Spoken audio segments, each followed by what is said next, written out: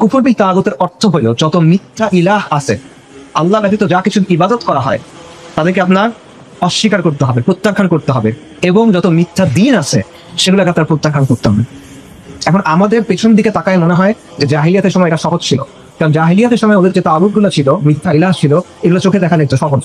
তাদের মূর্তি ছিল, মূর্তিগুলো মাটি দিয়ে তৈরি, পাথর দিয়ে তৈরি, গাছপালা দিয়ে তৈরি, রং দিয়ে তৈরি, কাঠ দিয়ে তৈরি বা ধাতু দিয়ে তৈরি, সহজে দেখা যায়। আজকেও পৃথিবীতে অনেকে মূর্তির ইবাদত করে, কিন্তু আজকে আরো অনেক কিছু ইবাদত হয় যেগুলোকে আল্লাহর জায়গায় বসানো হয়, কিন্তু সেগুলোকে আপনি চোখে দেখতে পারেন না।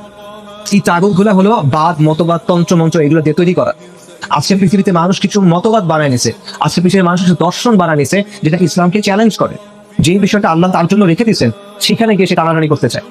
সেকুলারিজম, লিবারালিজম, কমিউনিজম, ন্যাশনালিজম, এই জিনিসপত্রগুলো কি করে?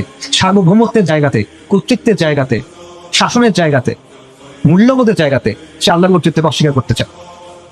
এখন আপনি বলবেন না, এরা তো কখনো নিজেদেরকে ধর্ম দাবি করে না, এরা তো কখনো বলে না যে আপনি এর ইবাদত করেন।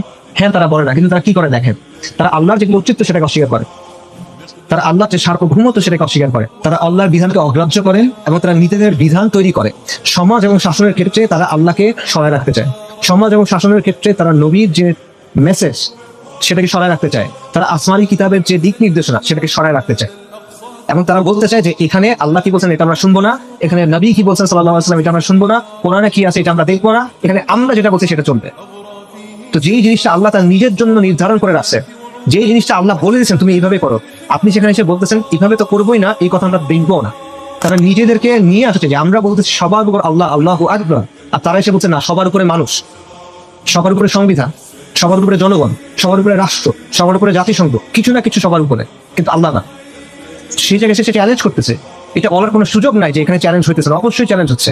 যেখানে আল্লাহ একটা কথা একভাবে করতে বলছেন, সেখানে আপনি এসে সেটা নাকচ করে আরেকভাবে করতে চাচ্ছেন, এটা সাংঘর্ষিকতা অবশ্যই হচ্ছে।